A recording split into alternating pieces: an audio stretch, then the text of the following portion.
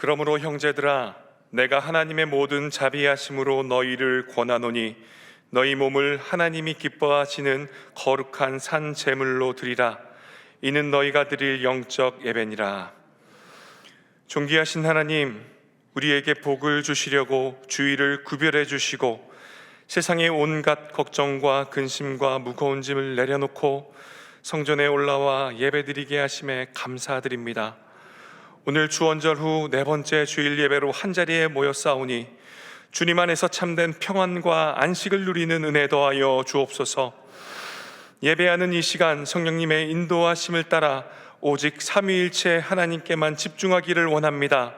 영과 진리로 드리는 우리의 예배를 기쁘게 받아 주옵소서. 또한 우리 속에 잃어버린 한 영혼을 향한 마음이 회복되게 하시고 열방을 품어내는 제자의 삶을 온전히 살게 하옵소서. 예수 그리스도 이름으로 기원하옵나이다. 아멘.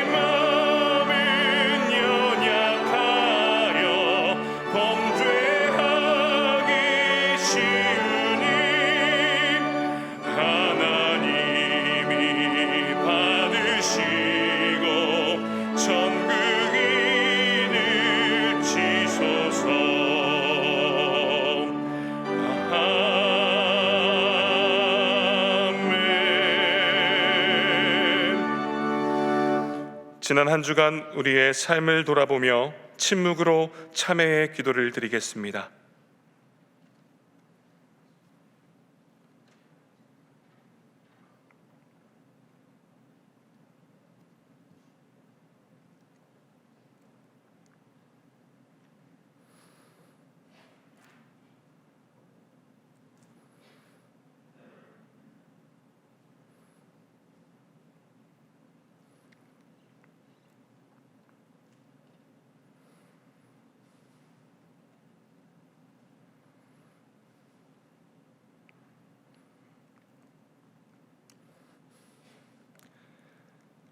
하나님께서 주시는 사죄의 말씀입니다.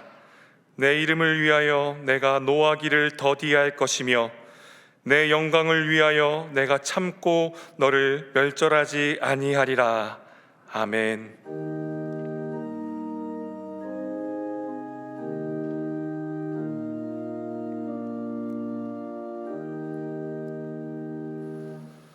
나는 전능하신 아버지 하나님, 천지의 창조주를 믿습니다. 나는 그의 유일하신 아들 우리 주 예수 그리스도를 믿습니다. 그는 성령으로 잉태되어 동정녀 마리아에게서 나시고 본디오 빌라도에게 고난을 받아 십자가에 못 박혀 죽으시고 장사된 지 사흘 만에 죽은 자 가운데서 다시 살아나셨으며 하늘에 오르시어 전능하신 아버지 하나님 우편에 앉아 계시다가 거기로부터 살아있는 자와 죽은 자를 심판하러 오십니다. 나는 성령을 믿으며 거룩한 공교회와 성도의 교제와 죄를 용서받는 것과 몸의 부활과 영생을 믿습니다. 아멘.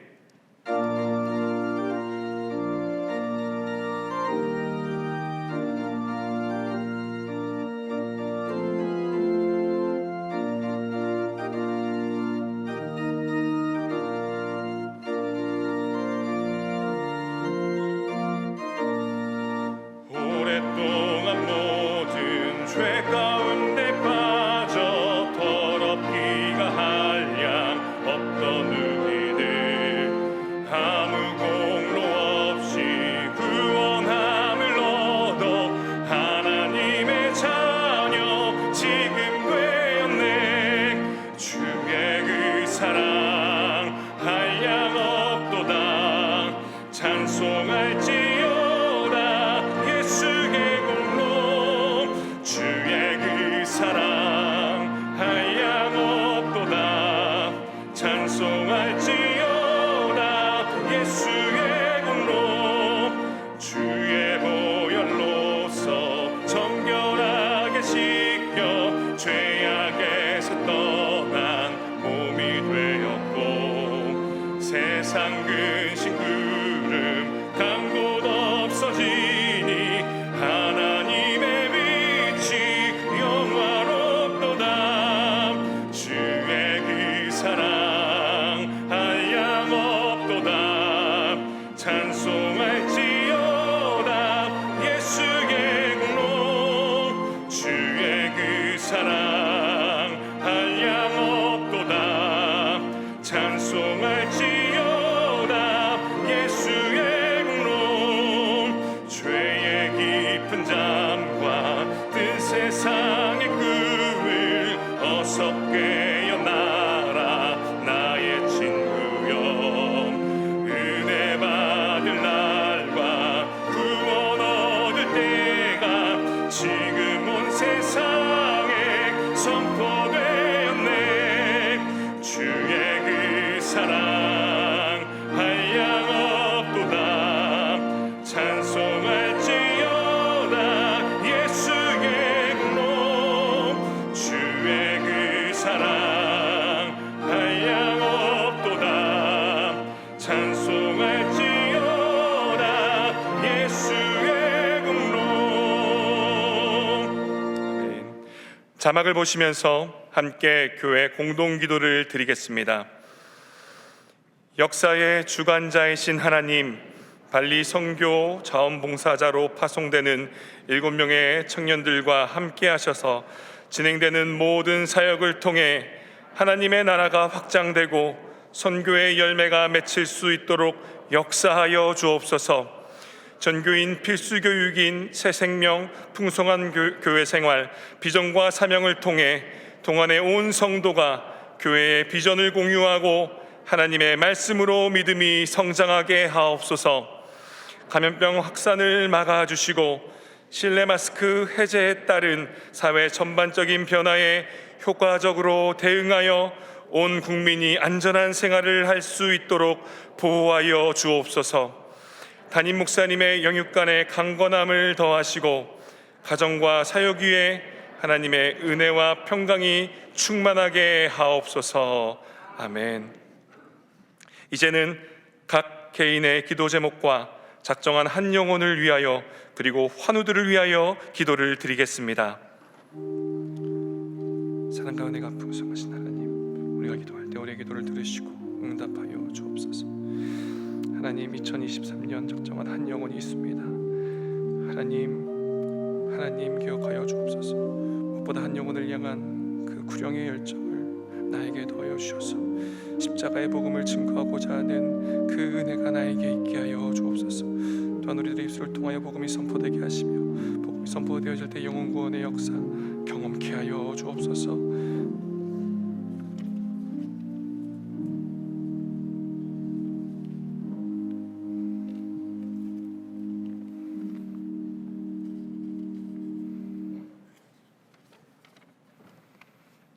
아버지 하나님, 참으로 감사합니다. 주 헌절 후 네 번째 주일, 주의 성전에서 영과 진리로 우리 모두 예배를 드리오니 이곳에 친히 임지하셔서 우리 예배를 기뻐 받으시며 우리의 영혼을 소성케 하옵소서. 하나님, 우리는 여전히 죄 가운데 살아가지만 우리의 죄의 문제를 해결하기 위해 독생자 아들도 아낌없이 십자가에 매어 죽게 하시며 가치 없는 저희들 주의 일방적인 사랑으로 2023년 새로운 시간과 기회를 주심에 진심으로 감사합니다. 그러므로 저희들도 오직 주님께만 소망을 두고 이 어렵고 힘든 광야 같은 세상을 이겨낼 수 있도록 힘과 용기를 덧입혀 주시고 주님께서 함께하여 주시옵소서. 사랑의 주님, 올해는 그 어느 때보다 정치, 경제, 사회, 문화, 노동 모든 분야에 혹독한 시련이 더욱 거셀 거라 세상은 말하지만 하나님, 주님의 절대 주권을 믿고 기도하는 저희들 절대 망하지 않는다는 사실에 확신과 믿음을 주셔서 인내하며 이겨내게 하옵소서. 은혜가 풍성하신 주님, 우리 동안교회가 그동안 코로나로 비전 트립이 중단되었는데 주님께서 허락하셔서 최대로 많은 39명이 유럽 종교 유적지를 탐방하여 믿음의 선조들이 생명을 걸고 삶의 터전을 이뤄가면서 종교 개혁과 믿음을 지켜가는 현장을 목도하였고 그곳에서 자행된 여러 참혹한 참상의 역사를 보고 우리 모두는 복음의 빚진 자임을 깨닫고 이 복음을 전하는 사명을 가슴속 깊이 새기며 또한 우리 청소년들은 자기의 미래를 재정립할 수 있는 기회와 시간이 될 수 있도록 인도하여 주셔서 진심으로 감사드립니다. 하나님, 우리 다음 세대에게 기독교 세계관과 자아관과 가치관을 심어준다는 것이 얼마나 귀하고 소중하다는 것을 다시금 깨닫게 하셨으니 저희들 부족함이 많고 연약하지만 이를 위해 눈물로 씨를 뿌리는 일을 중단하지 않고 주님 다시 오실 그날까지 쉬지 않게 하옵소서. 이 비전 트립을 위해 현지에서 협력하신 유광현 선교사님과 6명의 선교사님의 헌신적인 봉사와 섬김 있는 교회 또한 그 사역의 현장에 주님의 은총이 늘 충만하게 하옵소서. 자비로우신 주님, 지금 이 시간도 병상에서 암과 질병으로 싸우며 간절히 주님의 치료의 손길을 기다리는 성도들이 있사오니 주의 의로운 오른손으로 치료하여 일으켜 세워 주시옵소서. 하나님, 담임 목사님 사랑하셔서 건강을 많이 회복케 하여 진심으로 감사합니다. 이전보다도 더 영육간에 강건케 하여 주의 귀한 사역을 잘 감당케 하시며 가정에도 주의 평강이 충만케 하옵소서. 이제 말씀을 선포할 때 성령 충만케 하셔서 말씀을 듣는 저희들 직접 주의 음성을 듣게 하여 눈으로 보는 바 손으로 만진 바 되어 우리 모두에게 치유와 회복이 일어나게 하옵소서.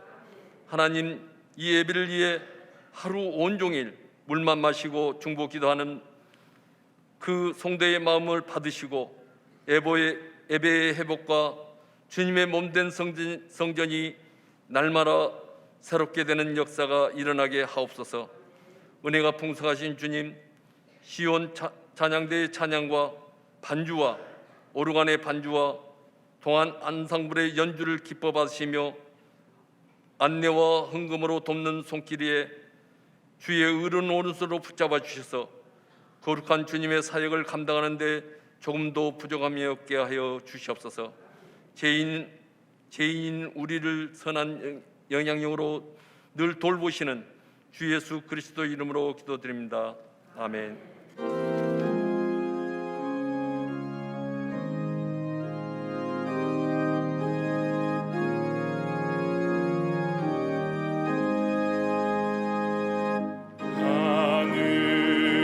하늘에 계신 아버지 이름 거룩하사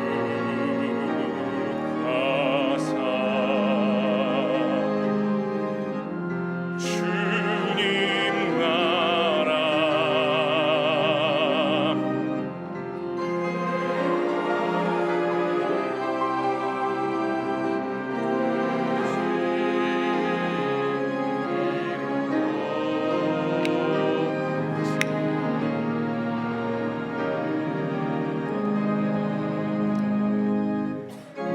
일용할 양식 주시고 우리들의 큰 죄 다 용서하옵시고 또 시험에 들게 마시고 악에서 구원하소서. 대개 주의 나라 주의 권세 주의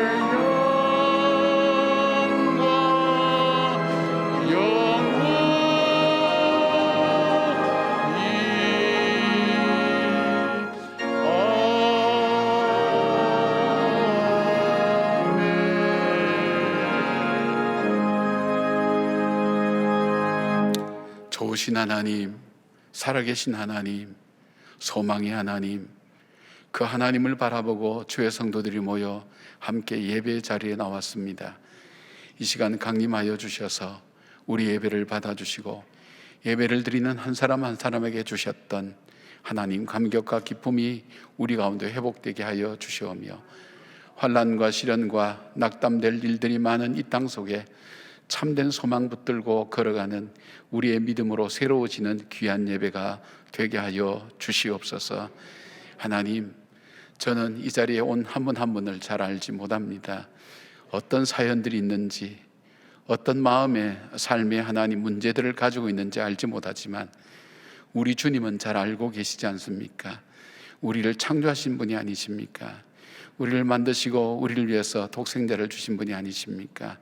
주님, 우리의 마음을 헤아려 주시고 어루만져 주셔서 하나님, 때를 따라 돕는 하나님의 은혜가 꼭 공급될 수 있도록 도와주시오며 위기와 고난과 시련을 이겨낼 수 있는 진리의 말씀으로 새롭게 하여 주시옵고 깨닫게 하여 주셔서 하나님, 오직 말씀으로 살아가는 주의 성도들의 삶의 기쁨과 진리를 발견하기에 부족함이 없도록 함께 하여 주시옵소서. 하나님, 물질도 구별하여 아버지 앞에 올려드립니다.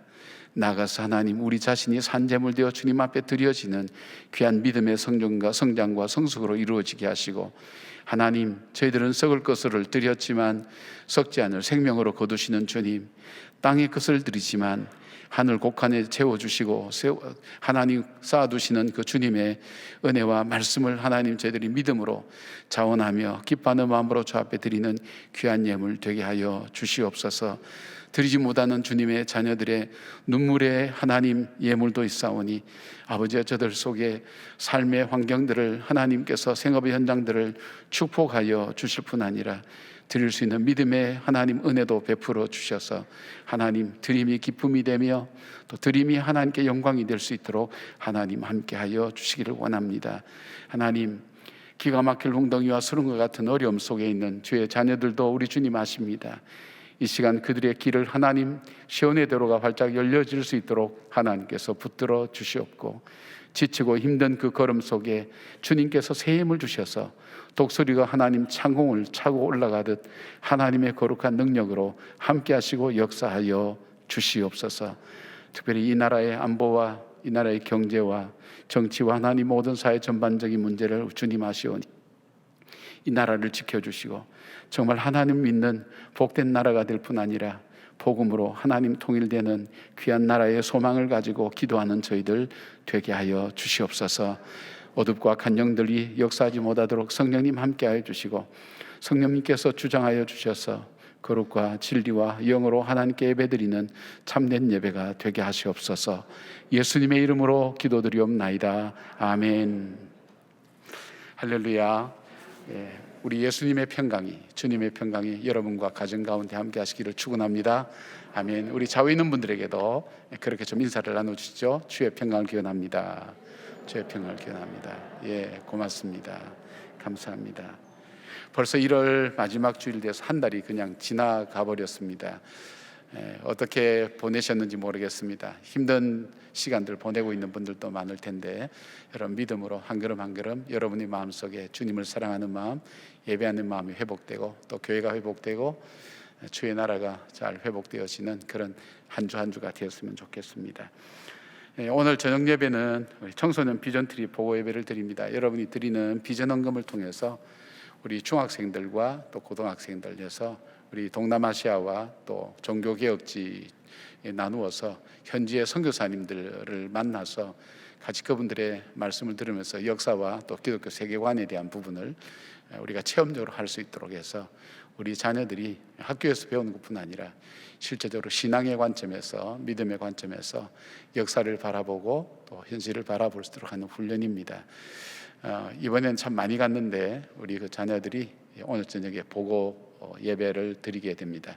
그들이 보았던 것, 들었던 것, 느꼈던 것을 함께 나누게 되는데 오셔서 또 기도해 주시고 함께 해주시면 고맙겠습니다.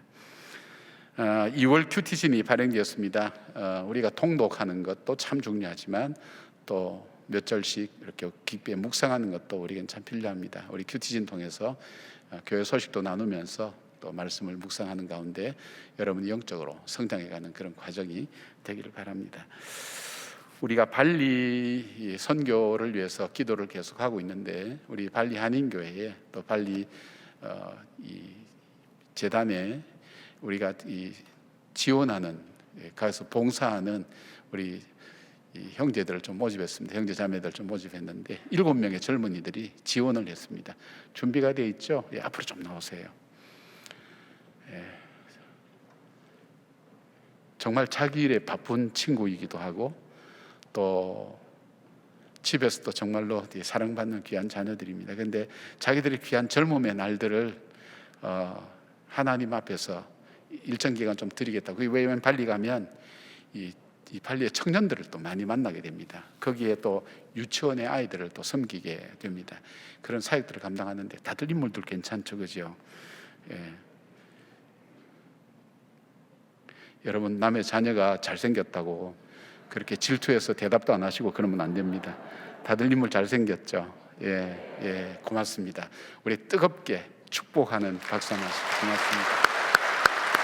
예, 들어가시면 됩니다. 예. 잘 다녀오세요. 열심히 잘 봉사하시고 고맙습니다. 얼마나 귀한 청년들인지 감사합니다. 저희들은 한두 명 나올까 했는데 많이 나와서 지금 뭐 얼마나 감사한지 모릅니다. 아울러서 이 발리 한인교회 회복 부흥회를 위해서 함께 또 우리 성도님들 한 40여 명이 지원해서 가서 같이 기도와 또 그 땅을 위해서 함께 힘을 모아서 그 교민들과 함께 우리 한인교회 교인들과 함께 섬기게 됩니다. 지금 저희들은 지금 유치원, 공짜 유치원이 세워져서 처음 출발이 이제 작년에 처음 출발인데 40명인데 금년에 80명으로 늘어나게 될 겁니다. 그래서 이 발리 한인교회 우리가 선교하고 있는 그 단체를 통해서 한 70여 명의 젊은이들이 연결돼서 함께 복음을 듣고 나누고 한글 학교도 함께 하게 됩니다. 여러분의 기도가 결국 헛되지 않고 오랫동안 우리가 근심하면서 또 걱정하면서 기도해 왔는데 하나님께서 선하게 인도해 주셔서 얼마나 감사한지 모르겠습니다. 그리고 오늘부터 식사가 시작됩니다. 여러분 끝나시고 할 때 그냥 가시지 말고 식당에 내려가셔서 식사를 하고 가셔도 될 겁니다. 이제 친교도 이루어지고 우리 아침도 하고 또 점심도 하니까 함께 교제가 이루어졌으면 좋겠습니다. 여러분께서 위해서 기도해 주시고 바나바도 함께 훈련을 잘 마치고 이제 실제 실습에 들어갑니다. 그래서 여러분 식당 바나바의 도움을 받으면서 하는데 서로가 격려하고 인사하면서 또 나눌 수 있는 그런 기쁨의 시간 되기를 부탁을 드립니다. 나머지 여러 가지 광고사항이 있는데 우리 영상을 통해서 계속해서 함께 나누도록 하겠습니다. 주가 보이신 생명의 길 나 주님과 함께 상한 마음을 들이며 주님 앞에 나가리 나의 의로움이 되신 주 그 이름 예수 나의 길이 되신 이름 예수 주가 보이신 생명의 길 주가 보이신 생명의 길 나 주님과 함께 상한 마음을 들이며 주님 앞에 나가리 나의 의로움이 되신 주 그 이름 예수 나의 길이 되신 이름 예수 나의 길 오직 그하시나니 나를 단련하신 후에 내가 정금까지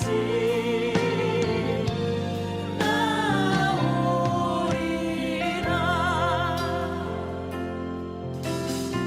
주가 보이신 생명의 길 주가 보이신 생명의 길 나 주님과 함께 상한 마음을 들이며 주님 앞에 나가리 나의 의로움이 되신 주 그 이름 예수 나의 길이 되신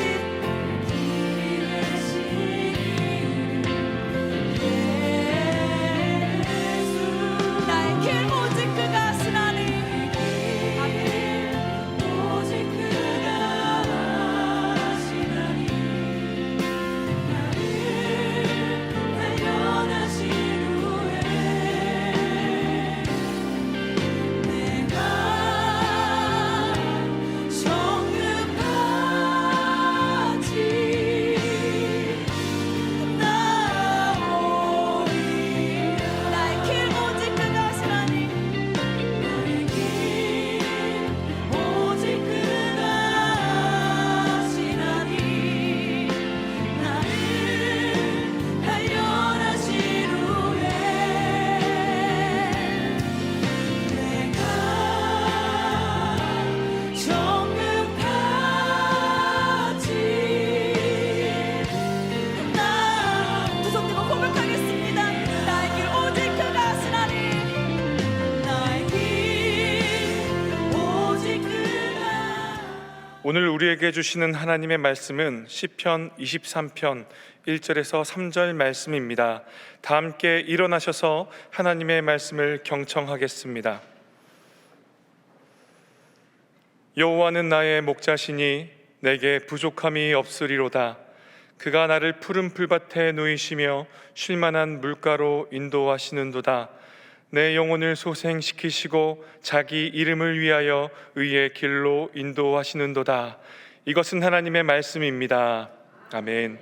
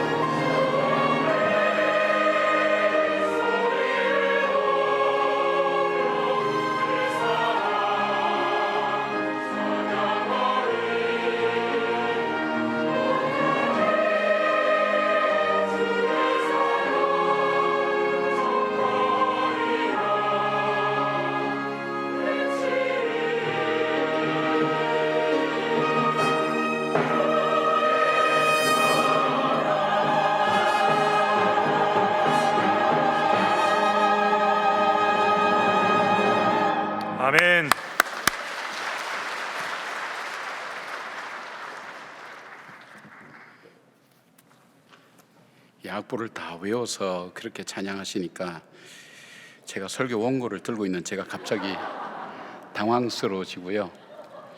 그 다음에 우리 권지영 목사님은 키가 엄청난 큰지 190 가까이 됩니다. 저 머리 하나는 더 있거든요. 그러니까 마이크가 이렇게 잘, 본인은 계속 올려도 전 계속 내려야 돼요. 이것도 굉장히 오늘 난관이 굉장히 많이 저에게 주어졌습니다. 여러분도 힘들고 어렵지만 함께 잠깐 웃으시면서 또 우리가 말씀을 함께 나눴으면 좋겠습니다. 2005년 7월 터키의 한 목장에서 일어난 일입니다. 양 한 마리가 언덕에 떨어져서, 골짜기 떨어져서 죽는 사건이 있게 되었습니다. 근데 한 마리면 괜찮은데 한 마리가 아니라 그 한 마리 뒤를 이어서 계속해서 떨어진 숫자가 1,500마리가 떨어졌습니다. 그 중에 450마리는 다 죽게 되었다고 합니다. 근데 그렇게 된 이유는 뭐냐면 목자들이 양을 잘 인도하지 않고 또 양들의 길을 가도록, 스스로 양들이 자기 길을 가도록 내버려 두고 양을 잘 돌보지 않았던데 그 이유가 있었다고 그렇게 이야기합니다. 양은 습성상 목표를 알지도 못하고 앞에 양 그 뒤만 바라보고 계속해서 따라가다 보니까 한 마리가 잘못된 길로 가다 보니까 계속해서 떨어져서 죽는 그런 일들이 일어나게 되었습니다. 다윗은 자기 생애를 돌아봅니다. 자기 생애를 돌아보면서 자기가 어떻게 살아왔는지 살펴봅니다. 저도 가끔 이제는 제 삶이 어떻게 살아왔는지 돌아보게 되는데 여러분도 아마 한 번씩 되돌아보는 그런 시간들 아마 가지실 걸로 그렇게 생각됩니다. 다윗은 자기 자신의 삶의 모습을 양이라고, 목자와 양의 관계, 자기의 경험을 바탕으로 할 때 양이었다고, 그 하나님이 내 인생을 정말 쉴 수 없고 근심과 걱정 많은 나를 편히 쉴 수 있도록 해주셨고, 참 갈증과 갈급함으로 살아가는 나를 시원한 물을 마실 수 있도록 하나님께서 그렇게 인도해 주셨고, 그리고 내가 지치고 힘들고 쓰러졌을 때 내 영혼을 다시 일으켜 세워서 그 길을 걸어갈 수 있도록 해주셨다고 그렇게 고백함과 동시에 오늘 그의 고백은 또 하나가 있습니다. 그것은 뭐냐면 나의 길을 인도해 주셨다, 의의 길로 인도해 주셨다고 그렇게 고백하고 있습니다. 여러분이 오늘 이 자리에 오기까지 그냥 쉽게 오지는 않으셨잖아요. 수많은 인생의 갈림길 속에서 선택과 선택을 통해서 그리고 갈등과 어려움을 겪으면서 오늘 이 자리까지 오게 되셨는데 여러분은 여러분의 삶을 어떻게 살아오셨습니까?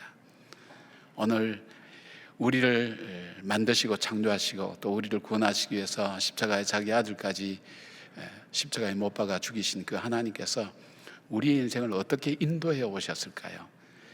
하나님이 인도하는 방법은 뭘까요?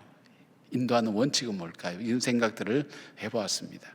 하면서 오늘 다윗이 의의 길로 인도하셨다는 그 말의 의미가, 그 고백의 의미가 무엇인가, 내 삶을 의의 길로 인도하셨다, 바로 이 말씀을 통해서 나누면서 오늘도 내 삶을 여전히 인도하고 계신 그 하나님의 뜻이 무엇인지, 하나님의 손길이 무엇인지를 다시 기억하면서 우리 인생의 남은 여정을 정말 다윗처럼 하나님께서 나의 목자가 되셨다고 그렇게 고백하는 그런 아름다운 고백들이 드려지는 그런 인생이 되었으면 좋겠습니다. 다윗을 인도하셨던 하나님, 그 하나님은 어떻게 인도하셨을까요? 다윗은 그렇게 고백합니다. 하나님은 의의 길로 나를 인도하셨다고 그렇게 고백합니다. 하나님께서 우리 인생의 길을 인도할 때 의의 길로 인도하신다는 것입니다. 의의 길이라는 것은 하나님과의 교제를 통해서 하나님의 인도함을 받는 길을 의의 길이라고 그렇게 얘기합니다. 하나님과 교제할 때 하나님께서 우리의 갈 길을 인도해 주시고 또 붙들어 주시는 그런 삶에 대한 모습을 이야기할 때 의의 길이라고 그렇게 얘기합니다. 하나님은 우리의 삶을 우리가 어떻게 하면 더 잘 먹고 잘 살고 편하게 지낼 수 있을까에 대한 초점보다는 하나님은 우리에게 원하시는 삶이 있었어요. 우리를 인도하시기를 원하시는 삶.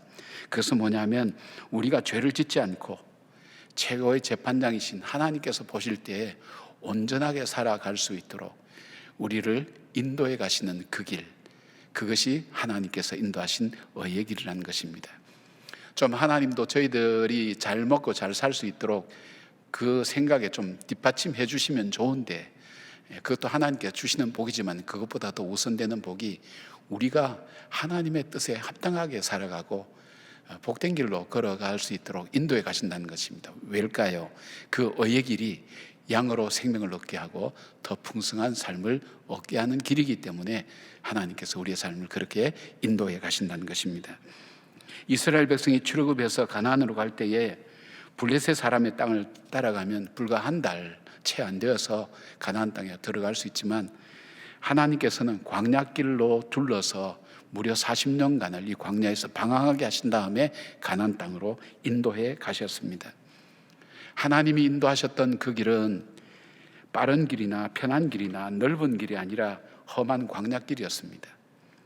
왜냐하면 하나님께서는 이스라엘 백성이 하나님의 거룩한 백성이 되고 제사장의 나라가 되는 것이 가나안 땅에 들어가는 것보다도 하나님에게는 더 중요한 일이었고 또 이스라엘 백성에게 더 복받는 길이라는 것을 하나님이 아셨기 때문입니다. 다윗은 자기 길을 걸어갔던 사울 왕의 삶을 가까이서 잘 살펴보았습니다. 사울 왕은 하나님의 인도함을 받지 않고 자기 길을 걸었습니다. 그 길은 편한 길이었습니다. 넓은 길이었고 빠른 길을 찾아가는 그런 삶이었습니다. 그러나 그는 그 길 끝이 어떻게 파멸로 이어져 가는가 하는 것을 옆에서 지켜보았습니다. 잠언 16장 15절에는 지혜자는 이렇게 얘기합니다. 어떤 길은 사람이 보기에 바르나 필경은 사망의 길이니라고 그렇게 경고하고 있습니다. 우리는 잘 살고 싶습니다. 가능하면 빨리 가고 싶죠. 가능한 편한 길 가고 싶죠. 그러나 넓은 길을 가고 싶죠. 그러나 그렇게 좋아 보이는 길이 필경은 사망의 길이 될 수 있다는 것을 우리에게 경계하라고 그렇게 말씀해 주신 것입니다. 다윗은 사울 왕과는 달리 하나님의 인도함을 받아 의의 길로 걸어간 사람입니다.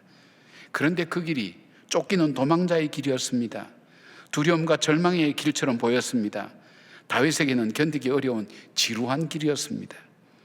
그러나 이 과정을 통해서 다윗은 자기 안에 있는 그 사울을 망하게 만들었던 교만과 불신과 그리고 자기 의라는 것을 하나씩 하나씩 뽑아내고 하나님의 사람으로 세워가는 그 과정으로 하나님이 만들어 가신 것입니다.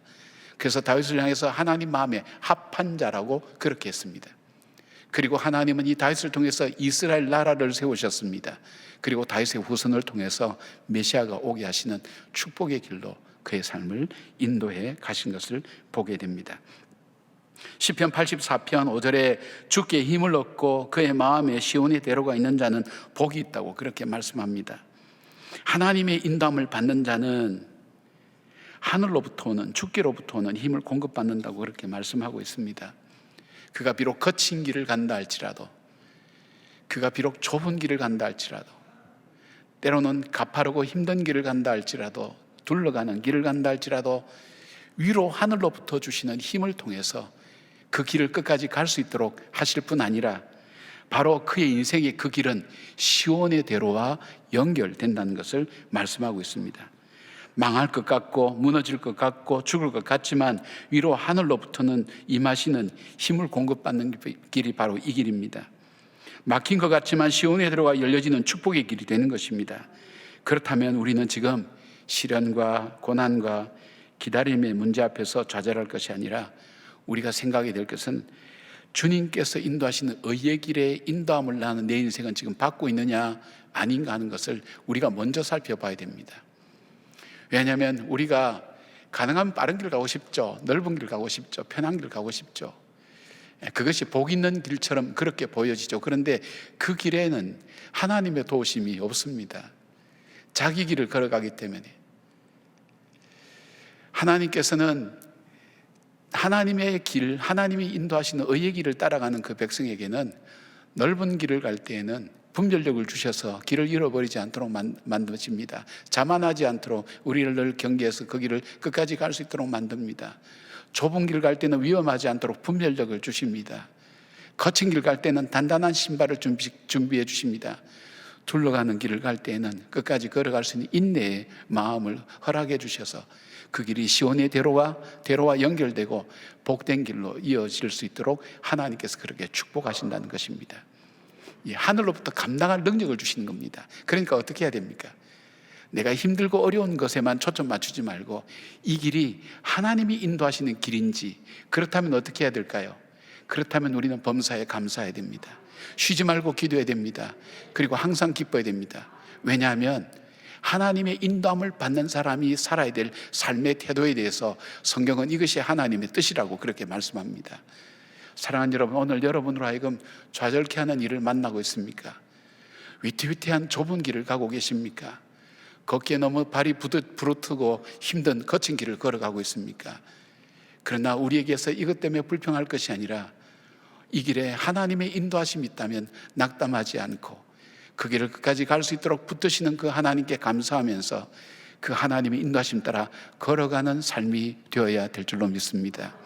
반대로 오늘 내가 문제도 없고 자녀도 잘 되고 있고 사업도 이만하면 괜찮고 건강도 괜찮고 그냥 나는 그만 살 수 있다고 그렇게 생각하는 분이 있다면 정신 차려야 됩니다. 내 영혼이 소생되지 않으면 의의 길을 따라갈 수가 없습니다.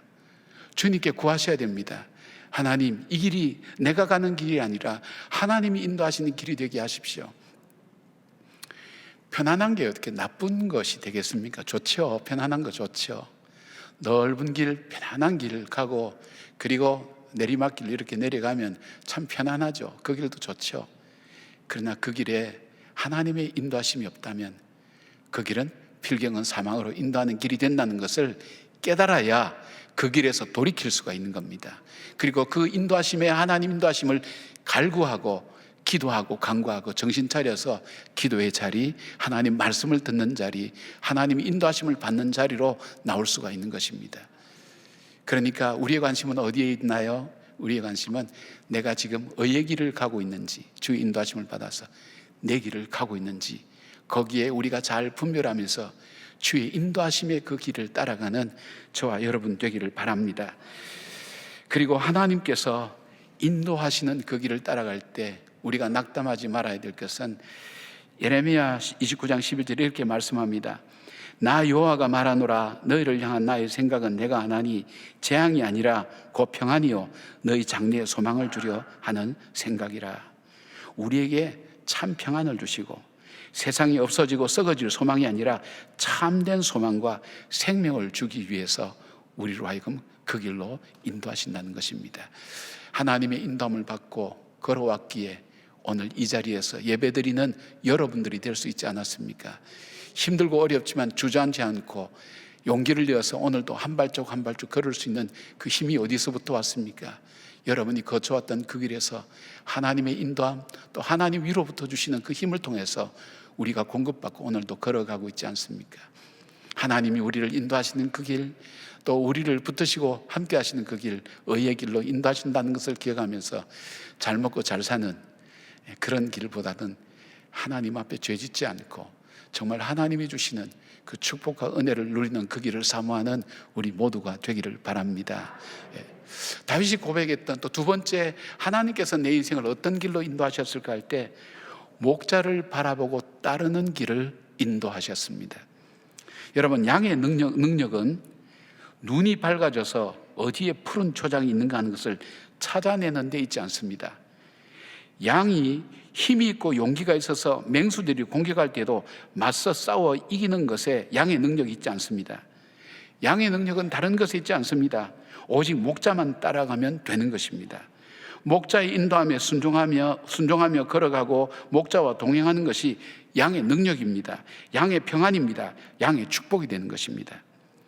양의 길은 양에게 달려있지 않습니다. 양의 생존과 양의 풍성함은 목자에게 달려있는 것입니다. 양이 걱정할 일이 아닌 것입니다. 그저 목자가 인도하는 대로 순종하며 따라가는 것, 그 길이 가장 능력 있는 길이요 복된 길이라는 것입니다. 요한복음 14장 1절에 참 목자 되신 우리 주님이 우리에게 주시는 말씀이 있습니다. 너희는 마음에 근심하지 말라. 하나님을 믿으니 또 나를 믿으라고 그렇게 말씀합니다. 마태복음 6장 33절에 너희는 먼저 그의 나라와 그의 의를 구하라. 그리하면 이 모든 것을 너희에게 더하시리라고 그렇게 말씀합니다. 왜 목자 뒤를 따라가고 순종하는 것이 중요한가? 양은 자기 길이 있습니다. 양은 보기보다 고집이 센 동물입니다. 자기 습관을 따라 행동하고 나아갑니다. 멀리 보지 못합니다. 그래서 그 주위를 계속 돌면서 처음에는 풀을 뜯지만 또 같은 길 반복하면서 그 풀이 뜯겨져 나간 그 자리에 뿌리를 뜯어먹습니다. 그것으로 끝나지 않습니다. 또 돌아서 한 바퀴 오게 되면 자기가 쌓아놓은 배설물과 그리고 기생충이 가득한 그 흙더미 이런 것을 먹으면서 병에 걸려서 죽게 만드는 것입니다. 그런데 그것이 문제가 아니라 양이 가는 길로 그대로 내버려 두면 양만 그렇게 병에 걸려서 죽는 것이 아니라 그 목초지 자체를 황폐화시켜서 다시 쓸 수 없도록 만든다는 것입니다. 그것이 양에 가는 길이라는 것입니다. 그러니까 목자가 하는 일은 뭡니까? 그 양을 계속해서 한번 뜯어먹고 이동하면서 우리가 성경 보면 그런 거 많이 나오지 않습니까? 야곱의 아들들이 양을 먹이기 위해서 멀리까지 이동해 가는 것을 볼 수 있지 않습니까? 계속해서 이동하면서 목자가 그 길을 인도해서 푸른 초장으로 인도해 가야 되는 것입니다. 양의 길로 두었다가는 양은 죽게 되고 양이 지나왔던 곳은 황폐화되어서 다시 그 목초지를 사용할 수 없도록 그렇게 된다는 것입니다. 저와 여러분 삶 속에도 그런 모습이 있지 않습니까? 사람마다 자기의 고집이 있습니다. 자기의 의라는 것이 있습니다. 내가 뭘 했다고, 내가 이만큼 가지고 있다고, 내가 이만큼 안다고, 내가 이런 일을 큰 일을 했다는 우리 자기의 의라는 것이 본능적으로 이 교만도 나도 모르는 사이에 내 속에 들어와서 자리 잡지 않습니까? 그러니까 뭡니까? 내가 성공했던 길, 내가 잘 살아왔다고 생각하는 그 길로 계속해서 가려고 하는 그 길이 있지만 그 길은 어떤 길입니까? 이미 타락한 본성을 가진 우리 속에는 우리가 죄를 짓기 때문에 죄인이 아니라 죄인이기 때문에 죄를 지을 수밖에 없는 그런 삶을 살 수밖에 없습니다. 그런 우리에게 주님께서 우리의 길을 바꾸어 주십니다. 생명의 길로 바꾸어 주십니다. 그 목자 되신 주님을 따라갈 때 그 길이 생명의 길입니다. 내 마음에는 안 들겠죠. 내 생각에는 안 들겠죠. 하도 이스라엘 백성들이 말을 안 들으니까 하나님께서는 선지자 예레미야를 통해서 이렇게 말씀합니다.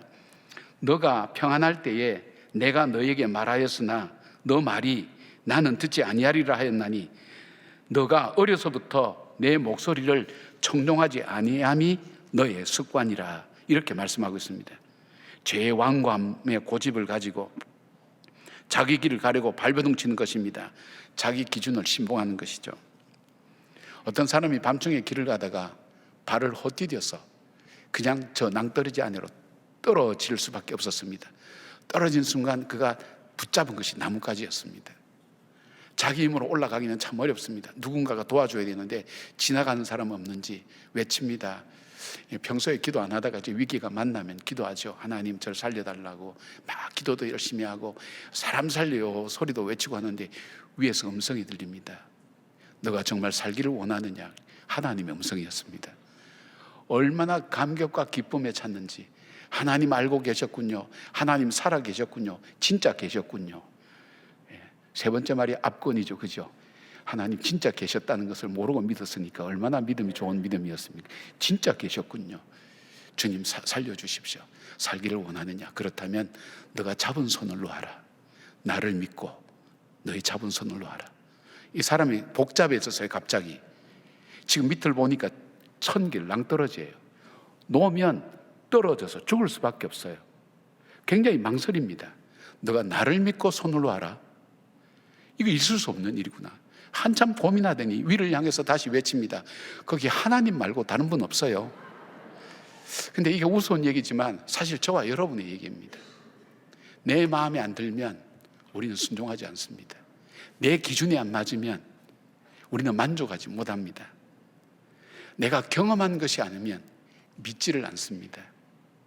그러나 양이 할 수 있는 일은 무엇입니까? 목자를 따라가는 데서 그가 얻고자 하는 많은 것을 다 얻을 수가 있습니다. 양에게서는 목자를 따라가는 것이 바로 그게 능력입니다. 오늘 우리의 능력은 우리에게 있는 것이 아니라 바로 그 주님께 있습니다. 그 주님을 바라보고 따라가고 순종할 때 주님께서 주시는 인도하심의 능력이 우리의 삶 속에 있습니다. 바울은 이것을 철저하게 깨달은 사람이었습니다. 그래서 빌립보서 4장 13절에 내게 능력 주신 자 안에서 내가 모든 것을 할 수 있느니라 그렇게 고백합니다. 그리고 그는 그것을 자랑합니다. 그는 저 히브리 뭡니까? 율법의 대가인 가말리엘 문화에서 공부했던 것도 자랑하지 않고 바리새인 중에 바리새인인 것도 자랑하지 않습니다. 그는 자기가 학식과 이 모든 것을 로마의 시민권을 가진 것도 자랑하지 않습니다. 그의 자랑은 이것이라 그랬습니다. 나의 자랑은 나의 연약함이라. 그리고 나의 자랑은 바로 예수 그리스도라. 십자가라고 얘기합니다. 왜냐하면 거기에서 능력이 나오기 때문입니다. 거기에 소망이 있기 때문입니다. 거기에서 내가 가야 될 참된 길이 나오기 때문입니다. 사랑하는 여러분, 정말 하나님께서 인도하시는 그 길을 따라가는 능력 있는 그리스도인 되기를 바랍니다. 내가 무엇을 얼만큼 했고 얼만큼 알고 있고 얼만큼 뭐 일을 행했고 이것이 중요한 것이 아니라 진정한 우리의 능력은 바로 그 목자 되신 주님을 따라감에 있다는 것, 거기에 주의 길이 있고 주의 인도하심의 길이 있다는 것을 기억하면서 주님 말씀 앞에 순종하고 따라가는 우리 모두가 되기를 주님의 이름으로 축복합니다. 세 번째, 다윗이 고백했던 하나님께서는 내 인생을 어떻게 인도하셨을까 할 때 그는 형통한 길로 인도하셨다고 그렇게 고백합니다. 우리 인생길에는 여러 개의 길들이 있죠. 넓은 길이 있는가 하면 좁은 길도 있고요, 거칠고 험한 길이 있는가 하면 편한 길도 있고 안전한 길도 있습니다. 둘러가는 지루한 길이 있는가 하면 질러가는 지름길도 있죠. 내리막길이 있는가 하면 숨차게 올라가야만 하는 오르막길도 있죠. 그런데 어느 길이 형통한 길이죠? 하나님께서 인도하시는 길은 넓은 길입니까? 편한 길입니까? 지름길입니까? 편안하게 갈 수 있는 내리막길입니까? 여러 번 말씀드린 것처럼 형통한 길은 그런 길들에 있는 기준이 있는 것이 아니라 내가 가야 되는, 가고자 하는 그 목적지와 연결된 길이 형통한 길인 것입니다. 내가 강릉을 가고 싶은데 대전에 가는 길이 편해요, 넓어요. 그 길에는 주변에 뭐 상가도 많고 아주 재밌게 갈 수가 있어요. 그렇다고 대전을 갑니까? 그건 형통한 길이 아닙니다. 때로는 골짜기 길도 있고 힘든 것도 있고 오르막길도 있고 그리고 작은 길도 있지만은 내가 가려고 하는 그 길로 연결된 그 길로 인도하는 것, 인도함을 받는 그 길이 형통한 길입니다.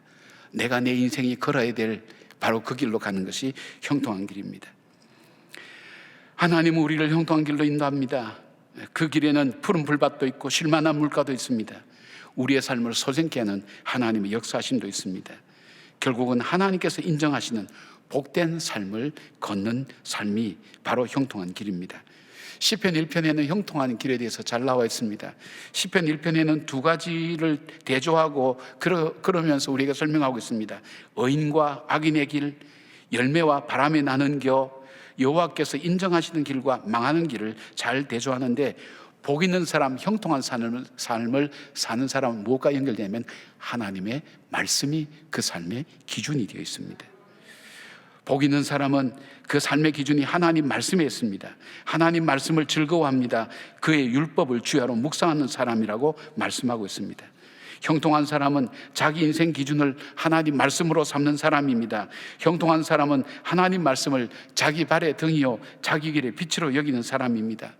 여기에 주야로 묵상한다 할 때 묵상은 우리 동양적인 의미에서는 그냥 침묵하고 가만히 있는 것이 아닙니다. 여기 원어상의 묵상은 소리를 내어 읊조리는 것을 말합니다. 소리를 내어 읊조린다는 것은 어떤 의미입니까? 그 말씀을 나의 것으로 받아들이겠다는 것입니다. 그 말씀대로 살겠다는 그 의미와 뜻을 의지적으로 나타내는 것이 그 말씀을 읊조리는 것입니다. 지금도 이스라엘에 가면 이 율법 토라를 외울 때에 고개를 끄덕끄덕하면서 소리 내어서 그렇게 해줍니다. 저 외우게 됩니다. 그 말씀을 내 말씀으로 받아들이겠다고, 그것이 주야로 묵상하는 것을 말합니다. 여러분 중에 그런 질문을 하는 분이 있어요. 나는 예수를 믿어도 죄의 습관 때문에 죄를 자꾸 지을 수밖에 없습니다. 자꾸 음란한 생각도 들고 남의 것이 좋아 보이기도 하고 탐나는 생각 들고 내 인생은 왜 이렇게 살아야 되나 하는 참 그런 열등감도 들기도 하고 참 나는 이제 더 이상 희망이 없는 모양이다, 이런 좌절스러운 생각도, 예수를 믿는데도, 우리가 참된 소망을 가지고 있다고 하는데도, 예수님이 나의 길이요 진리요 생명이라고 하는데도 그거 안 믿는 것도 아닌데 왜 그런 생각이 내 마음속에 계속 와서 내 마음을 흩어러 놓는지 모르겠습니다. 이거 어떻게 좀 할 수 없습니까? 좀 쪽집게 같은 거 있으면 딱 뽑아가지고 그냥 하나씩 하나씩 다 뽑아냈으면 좋겠습니다. 그런 마음이 들어갈 때가 많죠. 여러분, 우리는 죄로 인해서 이미 타락하면서 부패했기 때문에 거의 불가능합니다. 하나님께서 정말 특별한 역사를 하시기 전까지는 불가능합니다. 근데 어떻게 해야 될 것인가? 그것을 없애려고 하지 말고, 그것이 그 생각이 안 들어오도록 하지 말고, 우리가 하나님 말씀으로 우리 자신을 채워야 됩니다.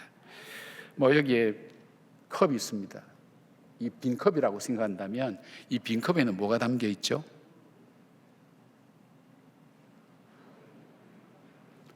여러분 생각할 때 빈 컵이라고 했으니까 아무것도 안 담겨 있지 그러는데, 빈 컵에는 공기가 담겨 있죠. 공기를 없애려고 흔들고 뒤로 거꾸로 엎고 그렇게 한다고 공기가 없어집니까? 힘들죠. 불가능하죠. 근데 이 공기를 없애는 방법이 있어요. 뭐를 담으면 됩니까? 물을 담으면 공기는 없어집니다. 담은 것만큼 공기는 없어집니다. 뭘 말씀드리려고 하는가 하면, 여러분 속에 없애려고 하지 말고 무엇으로 채웠냐가 참 중요합니다. 하나님 말씀이 내 안에 채워지면 악인의 꾀임이 나를 흔들지 못합니다. 내가 하나님 말씀으로 가득 채워 있으면 죄를 짓고 싶은 내 마음이 움직이질 않습니다. 요동하지 않습니다. 죄의 길로 가지 않습니다. 그리고 하나님 말씀이 내 안에 있으면 교만하지 않습니다. 오만한 자리에 앉지 않습니다. 나를 한번 감동시켜봐. 너 설교에서 내 마음을 좀 감동시켜서 나로 하여금 구원에 이르도록 좀 해봐. 그러다 가끔 좀 지치면 저는 이걸 동의로 받아들이겠습니다. 저도 그렇게 생각합니다. 근데 여기 오래 머물면 여기서 뭐가 또 흐르게 돼 있죠. 그런 장면까지 여러분 보실 수 있다면 참 비극이죠. 여러분, 맞습니다. 내 속에 하나님 말씀이 가득하면 그 말씀이 나를 지켜줍니다. 그 말씀이 나로 하여금 가야 될 길을 일러주고, 그 말씀 통해서 내 삶을 주님께서 다시 돌아보게 만든다는 것입니다. 악인들은 어떤 사람들입니까? 악인들은 도덕적이고 윤리적인 것을 얘기하는 것이 아니라 하나님이 계시지 않다고 믿는 사람들입니다. 하나님이 계시지 않으니까 그들이 의롭게 살 이유가 어디 있을까요? 어렵게 살 이유가 없어요. 그 사람들에게는 하나님이 계시지 않기 때문에, 의로운 하나님이 계시지 않기 때문에 어렵게 살 이유가 없어요. 편하게 살고 잘 살면 되는 거예요. 잘 먹으면 되는 거예요. 그게 그들의 삶의 목적이에요. 하나님이 계시지 않으면 소망이 있습니까? 여러분, 여러분의 남은 길이 뭡니까? 죽음밖에 없어요. 오늘 하루를 더 살았다는 것은 하루 더 죽음에 가까워왔다는 거예요. 우리가 어떤 모습으로 언제 죽음을 맞이할지는 아무도 몰라요. 그러나 반드시 죽는다는 그 길을 위해서 우리는 갈 수밖에 없어요. 이것이 우리의 소망입니다. 하나님이 없는 사람은 소망이 없어요. 하나님께서 우리를 인도하실 때 이 땅뿐 아니라 우리가 죽음 이후에 우리의 삶을 하나님 나라, 복된 천국으로 우리를 인도하시고 우리로 하여금 그 하나님 나라의 훈련을 이 땅에서 시키는 거예요. 그러니까 우리가 물질적으로도 헌신합니다. 우리가 하나님의 일에 헌신합니다. 봉사합니다. 그리고 우리가 용서할 수 없는 사람을 용서합니다. 이웃을 사랑하고 그분들에게 이 소망의 복음을 전하게 되어 있습니다. 내가 안 믿는데 어떻게 전할 수 있을까요? 나에게 확신이 없는데 어떻게 남에게 증가할 수 있을까요? 하나님이 계시지 않는 사람의 삶은 어리석은 삶이라고 성경은 그렇게 말씀합니다. 어리석은 삶이 아닙니다. 윤리와 도덕이나 인생 기준이 우리와는 완전히 믿는 사람과는 다릅니다. 하나님이 살아계심을 믿는 사람은 범사의 하나님을 인정합니다. 하나님이 이 순간도 살아계심을 고백합니다. 그리고 요셉처럼 범사에 하나님을 드러냅니다. 하나님 앞에서 살아가는 삶을 삽니다. 여인이 자기를 유혹하여도 넘어지지 않는 이유가 뭡니까? 하나님 말씀으로 채워져 있으니까 그 유혹의 꾀가 요셉을 흔들지 못합니다. 고난과 시련이 요셉을 주저앉지 못하게 만듭니다. 그에게는 하나님의 약속이 있었습니다. 하나님의 언약이 있었습니다. 하나님의 소망이 있었습니다. 하나님의 인도하심이 있었습니다. 그러니까 지치지 않고 낙심하지 않고 절망하지 않고 그 말씀을 따라서 하루하루 살아갑니다. 요셉도 사람인데요, 여러분. 그가 아들을 놓기까지, 결혼해서 아들을 놓기까지 얼마나 그 일을 생각하며 울었다고 그렇게 돼 있습니까? 그 일을 잊지 못했다고, 형들에게 받은 그 어떤 어려움들을 잊지 못했다고 그렇게 말씀하고 있지 않습니까? 요셉도 사람인데, 그러나 그가 용서할 수 있는 이유가 뭘까요? 하나님이 계시니까, 하나님이 행하셨으니까, 하나님이 예비하신 것이 있으니까 그 소망이 있는 겁니다. 사랑하는 여러분, 인생을 살아보니까 허무해요. 인생이 허무해요. 실존주의 철학자들이 좀 무신론적 실존주의자들이 인생은 허무하다고, 험한 게 인생이에요. 여러분, 연세 드실수록 그 마음이 점점 더 여러분 삶 속에 찾아옵니다. 이제는 움직일 때마다 온몸이 다 아픕니다. 눈은 더 침침해지죠. 귀는 점점 안 들려지죠. 삶의 질은 떨어지죠. 소망이 뭘까요? 소망이 없어요. 세상에는 소망이 없어요. 우리에게는 정말 하나님 나라에 그 참 소망이 있어요. 그렇기 때문에 오늘도 낙심하지 않고, 그리고 오늘도 포기하지 않고, 오늘도 믿음 안에서 오히려 남을 돕고 사랑하면서 걸어갈 수가 있다는 것입니다. 사하라 사막 서쪽에 사하라의 중심이라 불리는 한 작은 마을이 있습니다. 레빈이라는 사람이 이 마을을 발견하기 전까지는 이 마을 사람들은 외부와 접촉이 없었던 그런 마을입니다. 그러니까 굉장히 낙후됐죠. 그 중에서도 뛰어난, 좀 일찍 머리가 깬 젊은이들은 언제까지나 이곳에만은 살 수는 없겠다 생각해서 그 사막을 탈출해 보려고 여러 번 여러 사람이 시도했지만 결국은 돌다가 그 마을로 돌아오는 걸 경험하고 난 다음에 이 마을 사람들은 이 사막을 빠져나가는 것을 포기했다고 합니다. 그러니까 레빈이라는 사람이 왜 이 사람들은 이 사막을 빠져나가지 못할까 생각을 하게 된 거예요. 뭐 여러 사람이 시도해도 안 되니까. 그래서 한 청년을, 좀 똑똑해 보이는 청년을 샀어요. 사막을 빠져나가자, 내가 돈을 줄 테니까 빠져나가자, 아마 그렇게 얘기했겠죠. 이 청년이 하는 대로 따라갑니다. 따라갔는데 한 열흘쯤 되니까 결국은 돌아서 그 마을로 다시 돌아오는 거예요. 열심히 걸었는데, 최선을 다해서 걸었는데, 그 걷는 그 시간도 걸렸는데 걸어서 결국 그 마을로 돌아온 거예요. 그 생각을 한 거예요. 왜 이 사막을 못 벗어났을까? 우리는 못 벗어났을까? 그리고 그가 드디어 발견하게 됐습니다. 그리고 그 청년을 데리고 이제는 나를 따라오라고 그 청년을 데리고 갔는데, 낮에는 걷지를 않았어요. 낮에는 쉬면서 체력을 보강하고 밤에 걸었어요. 밤에 걷는데 무엇을 보고 걸었냐면 북극성을 보고 걸었어요. 방향을 잡은 거죠. 북극성을 보고 걸었어요. 3일 만에 그 사하라 사막을 빠져나갈 수가 있었습니다. 여기에 참 여러 가지 충격과 감동을 받은 이 청년은 사막의 개척자가 되었다고 그럽니다. 근데 그가 개척한 중심이 되는 마을에 그의 동상을 세웠는데 동상 밑에 이런 글이 쓰여져 있었습니다. 새로운 인생은 방향을 찾음으로써 시작된다. 저는 이 말씀하고 이렇게 연결합니다. 주의 말씀은 내 발의 등이요 내 길의 빛이라고. 한 발 한 발 내딛는 것이 얼마나 위험하고 잘못될 수 있는가 하는 것을 알았던 사람, 인생의 방향을 잘못 잡으면 수고와 노력해도 엉뚱한 길로 갈 수밖에 없다는 것, 그리고 뒤에 시간이 지난 다음에 내가 헛살았어 얘기할 수밖에 없는 것이 무엇인가를 알았던 사람, 그 사람의 고백 속에 이 말씀은 굉장히 무게가 있는 말씀입니다.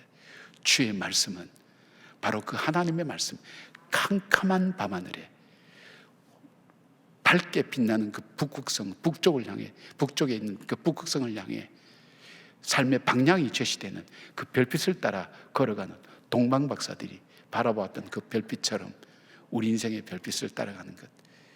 그렇죠. 둘러봐도 희망이 될 건 없지만 하나님의 말씀 붙들고 오늘도 이 절망의 거친 길을 걸어서 한 걸음 한 걸음 나가는 한 분 한 분들, 때로는 위험해서 좁은 길 갈 때 운신의 폭도 없는, 정말 다른 데도 갈 데 없는 그런 어려운 길을 걷는다 할지라도, 거칠고 힘든 길을 걷는다 할지라도 그 말씀의 빛을 따라서 한 걸음 한 걸음 걸어갈 때 그 길은 형통한 길로 인도되는 것입니다.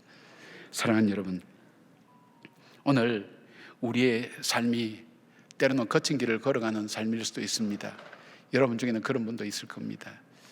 발이 부르트고 지치고 힘들고 내가 달려도 뛰어도 내 어깨에 메어진 그 짐은, 그 무게는 줄어들지 않은 그 짐을 지고 걸어가는 인생도 있을 것입니다. 때로는 운신의 폭이 없어서 좁은 길을 걸어가는 분도 있을 겁니다. 한 발만 헛디디면 다른 데로 갈 수밖에 없는, 헛디딜 넘어질 수밖에 없는, 골짜기로 빠질 수밖에 없는 그런 길, 위험한 길을 걸어가는 분들도 있을 것입니다. 숨이 턱턱 막히는 바로 오르막길로 걷는 인생이 있을 것입니다. 그러나 우리가 인생의 방향을 잃어버리지 않으면 그 길은 시온의 대로가 연결된다는 것을 주님의 말씀을 믿고 먼저 그 믿음으로 걸어갔던 그들의 고백처럼 오늘도 그 걸음을 걸어가면서 낙심의 자리에 머물지 말고 다시 일어나서 걸어가시길 바랍니다. 어떤 분의 설교를 보니까 그 얘기를 하더라고요. 어린아이가 걸음마를 배울 때 어린아이가 일어나서 걷다가는 푹 주저앉을 때 그거 보고 낙심하는 여러분들이 있습니까? 아이가 또 주저앉았네. 그런 분 있어요. 저는 지금까지 본 적 없어요.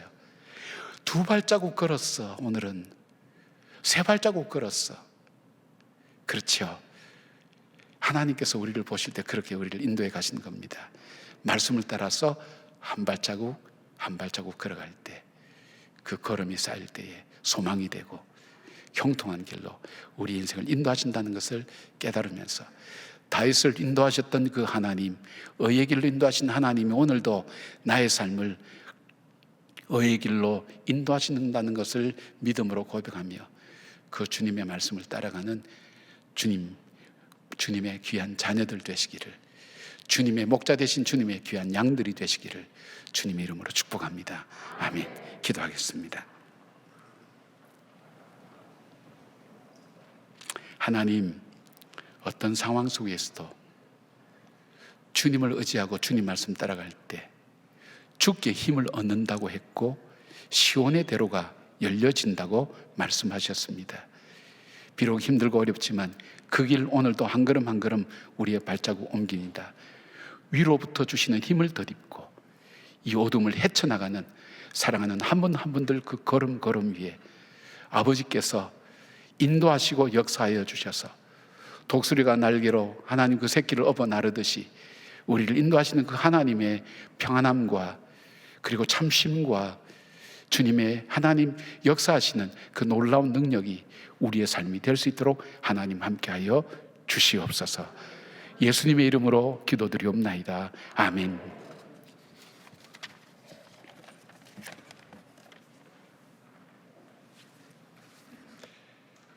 다 함께 일어나셔서 찬송가 384장 함께 찬송하시겠습니다.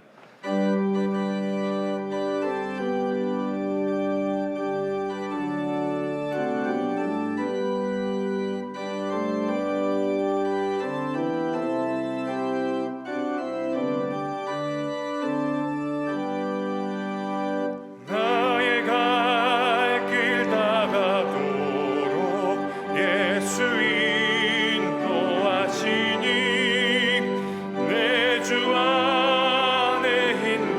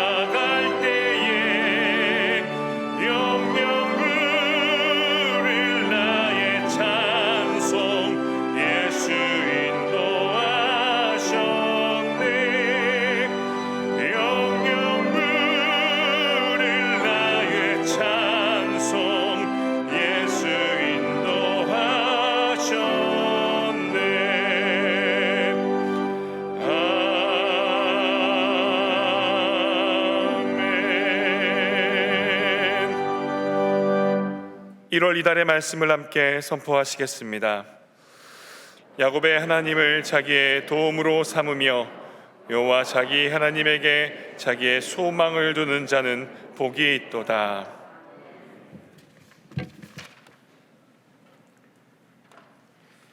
이제는 우리 주 예수 그리스도의 은혜와 우리 하나님 아버지의 크신 사랑과 성령님의 동행하여 주심이 고달프고 지치고 힘들고 포기하고 싶지만 말씀을 따라 한 걸음 걸었을 때 기뻐하실 그 주님을 생각하고 우리에게 힘주시는 그 주님을 믿으며 오늘도 걸을 수 없는 그 길을 걷기를 사모하며 믿음의 걸음 옮기는 한 분 한 분들 머리 위에 이 나라 이 민족 위에 지금부터 영원까지 함께 하시기를 간절히 축원하옵나이다.